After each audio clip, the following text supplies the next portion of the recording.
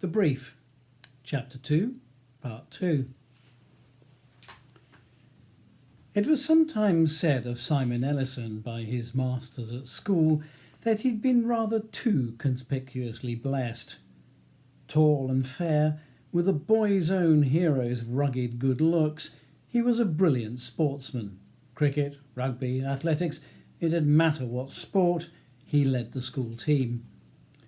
He was, however, rather less clever than he thought, and certainly not as bright as his two older brothers. Nonetheless, he went to Buckingham, where he scraped a third in English literature, again excelling on the sports field rather than in the examination hall. He'd hoped that one of his father's friends might be able to get him something in the city, but somehow that had never materialised. So instead, he resurrected the former family tradition and joined the Guards, where he spent 4 happy years. Then he was injured in a riding accident, his left knee damaged so badly that even 6 operations couldn't restore it. His excellence in sports and his army career were both ended. He was changed too. The one thing at which he'd always known he was good was taken away from him. He decided to go to the bar. 2 years of cramming for exams, and he was called by the Inner Temple at the relatively late age of 29.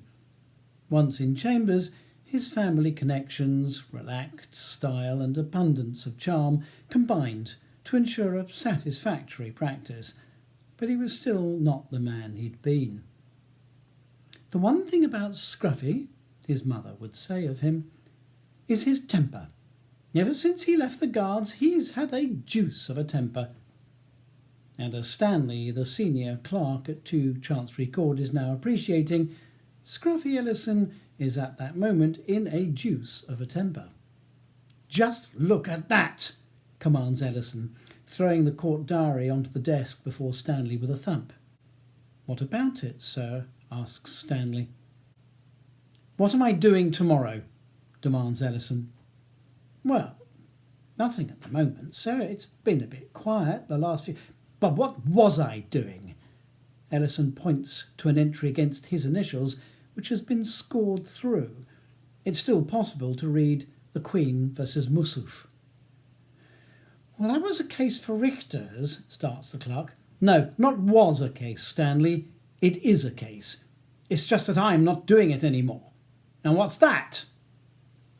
He now points to the initials CH further down the page. His fingers trace a line across the page. The word Queen against Mussouf have been inserted against Charles's name. "That suggests that Mr. Holborn's now doing the case." "Yes, that's right, sir. And I want to know why." "When the brief came in, sir, I assumed it was for you, as Richters are your clients. So it went in the diary with your initials against it. But then they telephoned and asked to speak to Mr. Holborn about it, so I checked. They intended it for him, so I altered the entry in the diary. Do you realise what this case is? It'll be the best paid case Holborn does all year. Mussouf is stinking rich. He'll pay £750 on the brief, and the case will last a week. It's worth a fortune." "I'm sorry, sir. I did check with the solicitors to make sure there'd not been a mistake. But Mr. Holborn acted for them on the double-hander 2 weeks back, while you were in Wales, and they were very happy with him. He does have more experience than you at crime." "Of course he fucking does! He does all mine!" "I'd appreciate it if you didn't swear at me, sir, please. As for the brief, I don't know what I can do about it when the solicitors actually asked for someone else by name." "I'm going to tell you exactly what you can do about it, Stanley. You're bloody well going to ring Richters again and see if you can switch the brief back to me." Disputes of this nature over work are not uncommon in any set of chambers, and it's the clerk's job to ensure that ill feeling is kept to a minimum. On one hand, all the members of chambers are part of a team, able to offer solicitors a range of experience and expertise on any particular subject, from the head of chambers down to the junior tenant. On the other, each set of chambers is a microcosm of the bar at large. Every member is in competition with every other, and the rules of the marketplace apply. Stanley knows that Simon Ellison is rather more sensitive about his returns than most and requires gentle handling, so he ignores Ellison's aggressive tone and replies as reasonably as he can. "I can't do that, sir, and you know it. If you think Mr. Holborn's done anything improper to obtain the brief, you'd better have a word with Sir Geoffrey about it. But honestly, sir, as far as I know, he had no hand at all in obtaining these instructions." He holds out his hand for the diary, but Ellison doesn't move. The clerk picks the book up from the desk and leaves the room. "Ronnie?" Cray turns. It takes him a while for recognition to dawn, and then he looks Charles up and down, evaluating him. "Yeah, I heard you was a brief now. What do you want, Horowitz?" Ronnie's always been the more belligerent of the brothers, particularly since his mental illness, and Charles knows he needs careful handling, so he smiles and ignores Ronnie's tone. "I spoke to Reggie in the cells. Something about his barrister being delayed?" "Yeah. You going to step in then?" "No, I can't. I explained that to him. My professional rules..." "What? Why can't you? It'll take 10 minutes. It's all fixed." I explained to Reggie. I'm not allowed..." "Not allowed?" says Ronnie, his voice rising and his temper slipping dangerously. "Not allowed to help someone you've known since you were a kid? Too good for us now, are you?" he spits. "It's nothing like that, Ronnie, if you'll let me explain." Charles raises his hands in a defensive gesture, seeking only to calm down the other man, but Ronnie steps back swiftly as if he'd been attacked. "Don't you raise your fucking hands to me! I'm not, you bloody idiot! I'm trying to help," protests Charles. Now, boys," says a new voice. "Let's calm down, shall we?" The four men turn towards the voice. On the pavement, a step below them, is a strikingly pretty dark-haired woman getting out of a taxi. She carries an elegant umbrella under one arm and a brief under the other. "Are you representing Reggie Cray this morning?" asks Charles. "I am indeed. I've just been having a word with prosecution counsel," and she indicates the man following her out of the cab. "We shared a cab from the Temple." "Excellent," says Charles, stepping back. "Then I can leave this to you. Your client spoke to me in the cells while I was visiting my clients and asked me to step in if you weren't here." The woman barrister smiles at Charles sweetly. "Thank you. Should we go inside, Mr. Cray?" She expertly turns Ronnie away from Charles, but Cray sweeps his arm out over her shoulder and points threatening at him. "We're going to have words, you and me, Horowitz." Now, Ronnie," says the woman. "I'm sure it's just a misunderstanding. Let's leave Mr. Horowitz to get on with his job." "It's Holborn," corrects Charles, turning away. "Like fuck it is," are the last words Charles hears from Ronnie as the latter disappears into the court building. Charles's case is the last to be called on before the short adjournment at lunchtime, and by then the court building is almost deserted. He's not been instructed to make an application for bail, so the hearing is a formality. His two new clients are remanded in custody for a fortnight as expected. "Hello, this is Mr. Holborn at the Magistrates' Court for Mr. Cohen Senior, please." "Please hold, Mr. Holborn, and I'll connect you." The solicitor comes on the line almost immediately. "Hello, Charles. How did you get on?"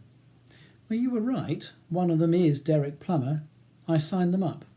"Both of them?" "Yes." "Well done. That's very good news. So what did you learn?" "Not much, but I'll have a note typed up as soon as I get back to Chambers." "And who's Plummer's co-defendant?" "A chap called Robbie Sands. They both admit the robbery, but deny the shooting. They say they were supposed to take imitations, but there was an unnamed third man with them, and he carried the real gun, a sawn-off shotgun, without telling them." "And what's the police view of that?" "No, I'm sure they don't buy it, but I'm not sure they can prove otherwise." "Where does that leave our clients, then?" "Well, if the jury are sure one of them did it, but can't make up their minds which, they'll both have to be acquitted." "But what about conspiracy to murder?" says Cohen. "No, that'd be different. If the Crown can prove both men agreed to real weapons being carried and used, if necessary, they might establish a joint enterprise in relation to the shooting. But no, there were 2 imitation guns, from what I can remember of the statements, and our clients were seen inside with 1 each. That does tend to support their story of a third man with a real gun. Charles ends the conversation and dials Chambers. Stanley, it's Charles Holman. Yes, sir. We've collected a murder brief, you'll be pleased to hear, for the defence. Oh, that's very good news, sir. I'm on my way back, but could you get me the number of Mr. Michael Rhodes Thomas? He's somewhere on KBW. Number 5, I think. Maybe 7. 20 minutes later, he's back in the temple, hanging his saturated coat on the back of his door, when it opens slightly and Sally puts her head in. Afternoon, sir, she says. The clerk to Mr. Rhodes Thomas is on the line for you, and I thought you might like this. She offers him a mug of steaming tea. Oh, you're an angel, Sally, says Charles gratefully. Can you put it on my desk? Sally enters, and Charles sees that she's wearing a new dress, tight in the bodice and flared. It reveals much more of Sally's chest and calves than he's seen before. My God, Sally, you're going to give half of Chancery Court apoplexy dressed like that. Sally's face flushes. Don't you like it, sir? You look great. I just wonder what some of the more conservative members of Chambers will say. Stanley's already had 2 complaints, she admits. He says it's too modern for the temple. There you are, then. But you'll get no complaints from me. Charles grins at her, and she smiles back. Put Rhodes Thomas through, will you? Right away, sir, says Sally, leaving the room. The telephone rings a minute later, and Sally announces the QC. Hello, Michael. Yes, Charles, how are you? Charles worked with Michael Rhodes Thomas QC on a case some 18 months before. He practices from a different set of chambers where they deal with a wide mixture of common law, including quite a lot of crime. I know you're extremely busy, says Charles, but can I interest you in a little murder? The Express Dairies robbery. I didn't know they'd charged anyone with that. Yeah, this morning. I've just seen them. It's a 2-hander called Plummer and Sands. That's not Robbie Sands, is it? It is, replies Charles, surprised. Do you know him? I represented him on the Shell Mex payroll job about 6 years ago. Got him off, too. Small world, eh? Indeed it is. So what do you think? Well, subject to availability, I'd be delighted, assuming the solicitors are happy. They're all right. They've asked me to suggest someone. Yep, that's fine. How are you keeping? Me? Says Charles. I'm okay. There's a pause before Rhodes Thomas speaks again. How's Henrietta? Charles casts his mind back and remembers that he had introduced Henrietta to Rhodes Thomas one day when they met him in the temple. Fine, thank you. Saw her a few weeks ago, says Rhodes Thomas. There's something about the way the comment is left hanging that rings an odd note to Charles. Peter Ripley's retirement dinner, he asks. Yes, but after that too, at the Ellisons.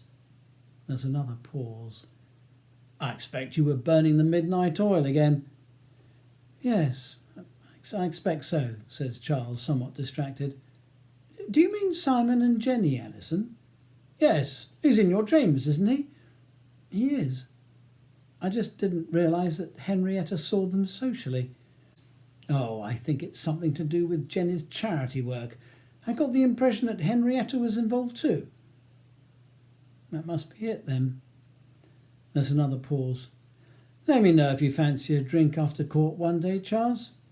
For a chat, you know, says the QC sympathetically. Will do, Michael. Thanks. Charles replaces the receiver thoughtfully. What's Henrietta been up to this time? That's the end of chapter 2. I'll post chapter 3 next week if people carry on listening. If not, I'll stop.